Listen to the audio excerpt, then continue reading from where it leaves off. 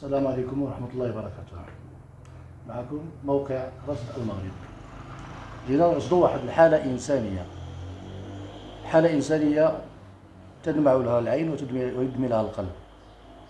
حالة إنسانية يعني سنوات من المعاناة مع المرض، مرض القلب، مرض انتفاخ القدمين وتعفن القدمين، مرض العمى، كلها أمراض جمعت في إنسان، في مواطن مغربي من مدينة فاس، جماعة ولاد طيب.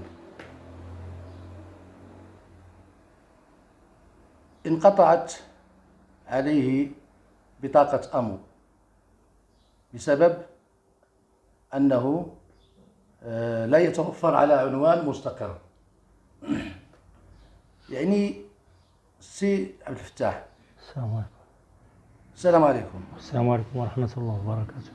حاول يعني تعطيني واحد المختصر، واحد النبذة على حياتك بعدا، هي الأولى إن شاء الله باختصار شديد. إن شاء الله. أنا وصلت لهذه الحالة ديال القلب في ظرف وجيز، ما انتبهتش حتى جاتني لاكريز على غفلة. منين؟ لا، انا بغيت نبدا من حياتك، يعني اشنو كدير، شنو سميتك، في شنو المهنه ديالك، شنو كنتي كدير في حياتك كذا، عاد ننتقلوا انا عبد الفتاح بن سعاده، انا عازف موسيقي اورغانيست معروف على الصعيد مدينه فاس. كنشتغل موسيقي في المحلات الليليه، في الملاهي الليليه، في الحفلات وفي كلش. هذا العمل ديالي، وكنت خدام على راسي عادي، يعني ما عنديش مشكل، وسنين وانا خدام بهذه الحاله هذه، حتى مشاو لي العوينات، ومن بعد العوينات عاوتاني تضرب لي القلب، ومن بعد القلب تضربوا لي رجيلات كاع اللي هما اساسيين انك باش تحرك وتولي تواكب عاوتاني شويه. كيفاش وصلتي لهذه الحاله؟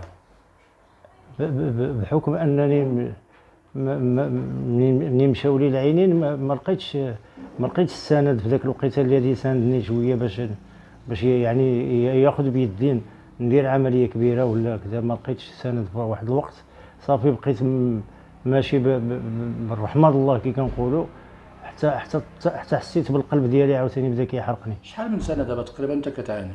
دابا هادي تقريبا 3 سنوات. الرجلين ديالك كيفاش ولاو؟ انتفخوا حتى وصلوا لواحد النيفو كريتيك وتفزروا، ومنين تفزروا بداو كيسيلوا بالماء وتعفنوا. منين تعفنوا صافي بداو كيعطيو الحريق المجهد بزاف. داك الساعه ما بقيتش كنقدر نوقف على رجلي. سمعت بان كانوا كيخرجوا الدود منهم. وصلت ان ملي كتكون داير الفاصمه وتجلس واحد النهار ما كتحيدهاش، كاين فوق كتحل الفاصمه كتلقى الدود خارج. هادشي اللي كاين بالضبط. كيفاش، شنو الصعوبات اللي لقيتيها يعني في العلاج؟ الصعوبات اللي لقيتها في العلاج ان هاد العلاجات هادو، بحكم انني كنطرق باب معينه مثلا، كيقول لك اون فوا كيشوفوا الحاله كتطلع معهم حاشاك داك الريحه، كيقول لك سير دير لنا النيطواياج لراسك ونقي راسك، وعاد اجي نشوفوا لك التشخيص ديالك انت شنو عندك. يعني ماشي كيبداو لك بالتشخيص باش تعرف شنو عندك وتمشي، ولا غالب الا الله، من هذا لهذا من هذا لهذا، حتى واحد ما استطاع انه يضبط لك الحاله ديالك شنو فيها التشخيص الصحيح باش يوجهك لواحد اتجاه معين. اول مستشفى زرتيه؟ اول مستشفى زرته هو باب الحديد على عينيه. على العينين في 2023. لا، المشكل ديال الرجلين من بعد ما انتفخوا لي، مشيت عند الجينيراليست الاول، بليتو جينيراليست دكتوره بنت. مشيت عندها، شنو قالت لك سير غسل وعاد اجي نشوف شنو عندك، هكا بهذا الاصطلاح، سير غسل رجليك وحك رجليك بالكيس وكذا، واجي نشوف لك شنو عندك ونقول لك شنو عندك. هذه جينيراليست الاولى. مشيت عند الجينيراليست الثاني كذلك، قال لك هذه اعطاني واحد لي زونتيبيوتيك غتشربهم 15 يوم وتخلي رجلك في الشمس، وعاد اجي نشوف شنو عندك. يعني كلهم مازال ما عارفينش الحاله شنو هي لحد الان حتى المرحله الثالثه اللي هي الدكتوره ديال الاختصاصيه في السكري، اللي شافت الحاله هكا غير من البعيد، قالت لي عندك حل واحد، هو واحد الفرم اللي كنعرفو. اتصلت به هي من عندها مباشره، قالت له راه غادي يديروا واحد التحليله ديال الميكروب وتحليله الكلاوي ويجيو لعندك، وبدا لهم النيطواياج. هذا البرميل هذا كنشكرو من هذا المنبر، هو الوحيد اللي استطاع انه يضرب واحد 6 ولا 7 الحصص ينيطويي لي رجلي ويوجهني التوجيه الصحيح، انني خصني ندخل ندير عمليه ديال نيطوياج بلانستيزي، والانستيزي عنده علاقه بتركيبات القلب وعنده علاقه بالسكري، يعني هو اللي قال لي ما داس بك تدخل للسي اش او باش تداوى، غير هكا راه ما عندكش حل. دخلتي السي اش او؟ مازال ما دخلتش للسي اش ما وصلتيش نهائيا للسي اش او؟ نهائيا ما عنديش يعني الكفاءه باش ما عندكش امو؟ فوالا مع الامو. مشيتي طلبتي المقاطعه مثلا القياده ولا البشويه يعني على امو؟ مشيت المره الاولى في هذه الحاله هذه وبالكروسه ديالي حتى لباب الدائره، ودخلت لعندهم ودخلوا وداروا داك السكانير ديال العين، بصمه العين داروا اوتوماتيكمون. يعني كنهضروا حنا بالواقع، راك منين شتي الانسان عور، اذا اوتوماتيكمون خصك دير معاه الحل. خداو داك الملف ولاو ريفزوه بدعوى انكم العناوين ما موحداش عندك وانت غادي دير تحمل الاسري. قلت لهم ودي انا راه بغيت امو غير ديالي غير باش نتداوى، ما عطاوهليش حتى الانفرادي ديال الصفر ما عطاوهليش. نعم. يعني كانت تعكيسات عاوتاني من الاداره، الله اعلم، ما غاديش ندخل معاهم في التفاصيل. هادو دو فوا وانا كنمشي حتى للدائره وما كيعطيونيش الحل ديال الامر. شنو يمكن لك تطلب دابا في هذه اللحظه هذه من وزير الصحه المغربي؟ كنترجى من الله سبحانه وتعالى من وزير الصحه المغربي ديالنا انه يشوف من حالتي، غير نتداوى، غير ندخل للسي اش او ويداويوني ايطاب بار ايطاب، لان هذا الشيء عندي متراكب ما بين القلب وما بين السكر وما بين لا طونسيون وما بين التعفن. الا كنترجاه يشوف من حالتي، لان الا فقدت رجليا راه فقدت كلشي، فقدت الامل. الا كان كيسمعني من هذا المنبر بغيت غير نداوي رجليا بارتباط مع القلب مع كلشي. يعني انا واحد المواطن مغربي وصلت مشيت المره الاولى في هذه الحاله هذه وبالكروسه ديالي حتى لباب الدائره، ودخلت لعندهم ودخلوا وداروا داك السكانير ديال العين، بصمه العين داروا اوتوماتيكمون. يعني كنهضروا حنا بالواقع، راك منين شتي الانسان عور، اذا اوتوماتيكمون خصك دير معاه الحل. خداو داك الملف ولاو ريفزوه بدعوى انكم العناوين ما موحداش عندك وانت غادي دير تحمل الاسري. قلت لهم ودي انا راه بغيت امو غير ديالي غير باش نتداوى، ما عطاوهليش حتى الانفرادي ديال الصفر ما عطاوهليش. نعم. يعني كانت تعكيسات عاوتاني من الاداره، الله اعلم، ما غاديش ندخل معاهم في التفاصيل. هادو دو فوا وانا كنمشي حتى للدائره وما كيعطيونيش الحل ديال الامر. شنو يمكن لك تطلب دابا في هذه اللحظه هذه من وزير الصحه المغربي؟ كنترجى من الله سبحانه وتعالى من وزير الصحه المغربي ديالنا انه يشوف من حالتي، غير نتداوى، غير ندخل للسي اش او ويداويوني ايطاب بار ايطاب، لان هذا الشيء عندي متراكب ما بين القلب وما بين السكر وما بين لا طونسيون وما بين التعفن. الا كنترجاه يشوف من حالتي، لان الا فقدت رجليا راه فقدت كلشي، فقدت الامل.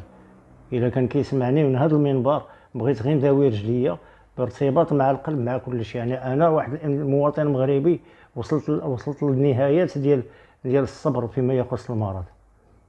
كنتمنى من الله يسمعني السيد الوزير. السي عبد الفتاح كيوصل الرساله ديالو لوزير الصحه وكيطلب منه انه يتدخل في اقرب وقت، لانه قد نفذ صبره لا إله من الانتظار، من المعاناه، من من الفقر. لا اله الا الله. يعني تسكن وقيلا ما عندكش؟ لا ما عنديش سكن. تسكن ما عندكش؟ ما عنديش سكن. ما عندوش سكن، يعني عايش غير متنقلا بين العائله من سكن الى سكن. بالضبط. والحاله ديالو مزريه، العائله جد حالتها الماديه جد متدهوره، فبالتالي لا يستطيعون توفير له يعني هذه المصاريف كامله ديال العلاج والدواء الى اخره. ونضيف نقطه واحده، هي ان العامه راه كيصعب المأموريه انك تشوف غير شنو عندك في رجلك. العامه علاقه العامه بالقلب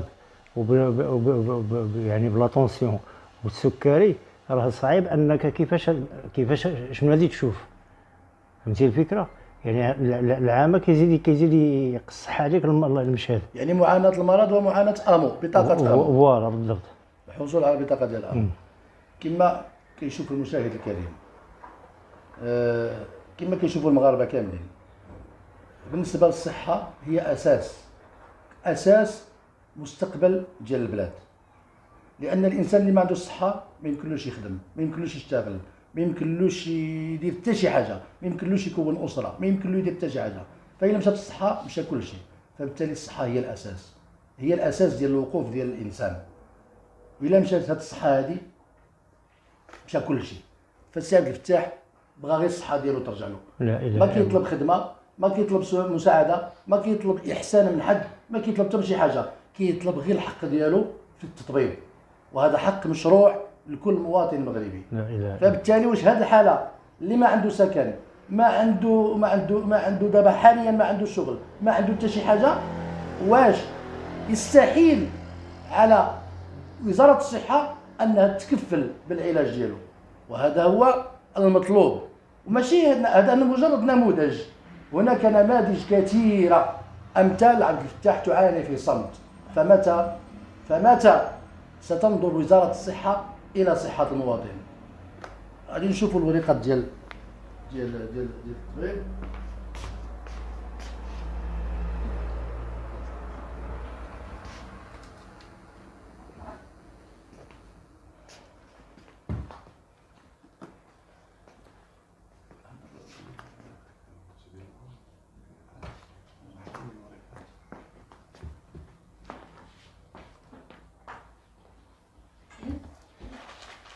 هادو كل التقارير اللي كتخص عبد الفتاح بالنسبه للمرض ديال القلب والمرض ديال التعفن ديال القدمين.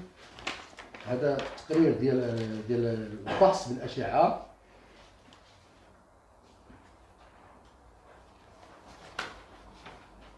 بصحه الدوليه البديع اللي دخل لها على حساب المرض الرجلين ولا القلب؟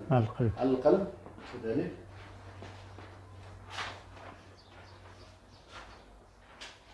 هذه طبيبة اختصاصية في أمراض السكري، الغدد والسكري، اللي نصحته باش يمشي يتعالج في السي اتش او لأن ما عندوش شي حل آخر. المهم هاد المسائل هذه كلها هذه وقيلا أدى عليها، خلص هادشي كلشي تخلص بالفلوس. شكون اللي خلص هادشي هذا؟ المتعاونين والأصدقاء الموسيقيين. المتعاونين والأصدقاء الفنان هادشي اللي كاين. هذا الدوسي ديال امو اللي هو ما تقبلوش بحكم بحجه ان العنوان غير ماشي متوحدش مع العائله كامله. واش جاب العائله كامله لعبد الفتاح اللي هو غير ساكن عند الاخ ديالو مؤقتا، كيتنقل من سكن لسكن. واش هذا كيتنقل من سكن لسكن صافي نمحيوه ما نعطيوهش بطاقه امو يستافد باش يمشي يتعالج؟ هذا هو السؤال اللي خصنا يجاوبنا عليه وزير الصحه. السلام عليكم. انا نشوف التصرف ديال سميتو. هذه هي رجل ديال السي عبد الفتاح. ما بغيناش نحيدو له الفصمه باش يشوفوا رجليه. هي هذه باش تشوف شو التعفنات. فبالتالي سمحوا فيه لانه لا يتوفر على سكن.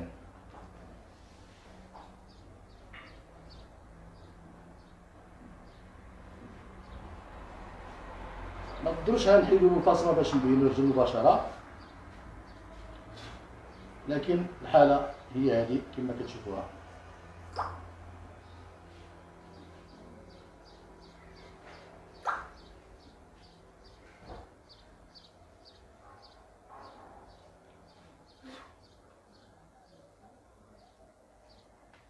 والسلام عليكم ورحمة الله.